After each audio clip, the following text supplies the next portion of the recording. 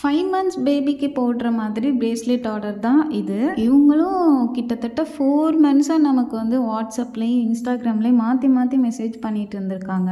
So நானும் reply பண்ணேன், ஆனால் ஆர்டர் கன்ஃபார்ம் பண்ணல. எனக்கு அவங்க சொன்ன ஆர்டர் கொஞ்சம் புரியாமல் இருந்துச்சு. இன்னொன்று வந்துட்டு என்னென்னா, நானே நினச்சிக்கிட்டேன், ஏன்னா இந்த ஒரு பிரேஸ்லெட் ஆர்டர் பண்ணுறாங்கன்னா அந்த ஒரு பிரேஸ்லெட் அவ்வளோ ரேட் இருக்காது, ஆனால் டெலிவரி சார்ஜ் வந்து கூட இருக்கும் பிரேஸ்லெட்டோட. ஏன்னா அது 5 மந்த்ஸ் பேபிக்கு போடுறது தானே. ஸோ அதனால் வந்துட்டு எப்படியும் வாங்க மாட்டாங்க அப்படிங்கிற மாதிரி தான் நான் நினச்சிருந்தேன். ப்ராடக்ட்டோட டெலிவரி சார்ஜ் கூட இருக்குமே அப்படிங்கிறதுக்காக. மட்டும் இல்லை, எனக்கு கொஞ்சம் கன்ஃபியூஸாக இருந்துச்சு. அதுக்கப்புறம் அடுத்த ஆர்டர் போக போக போக இது அப்படியே வந்துட்டு கீழே போயிடுச்சு இந்த சேட்டை. அதுக்கப்புறம் திரும்ப இன்ஸ்டாகிராமில் ஒரு நாள் மெசேஜ் பண்ணி, இந்த மாதிரி 4 மந்த்ஸாக நானும் மெசேஜ் பண்ணிகிட்டு இருக்கேன் சிஸ், எனக்கு ரம்ஜானுக்குள்ளே கிடைக்குமா அப்படிங்கிற மாதிரி கேட்டிருந்தாங்க. சரி, ஓகே, இதுக்கு மேலே டிலே பண்ணக்கூடாதுன்னு சொல்லிட்டு வேகமாக வந்து ரம்ஜானுக்குள்ளே அவங்க கைக்கு கிடைக்கிற மாதிரி செஞ்சு கொடுத்துட்டு, ரொம்ப க்யூட்டாக இருந்துச்சு பார்க்குறதுக்கு. அந்த குட்டியாக பார்க்குறதுக்கு அவங்க வந்து ஃபஸ்ட்டு 10 பீட்ஸ்ன்னு சொல்லியிருந்தாங்க. அதுக்கப்புறம் வந்துட்டு டவுட்டாக இருந்துச்சு, கேட்டேன் லெட்டர் பீட்ஸ் ஆட் பண்ணி 10 அப்படிங்கிற மாதிரி கேட்டேன்.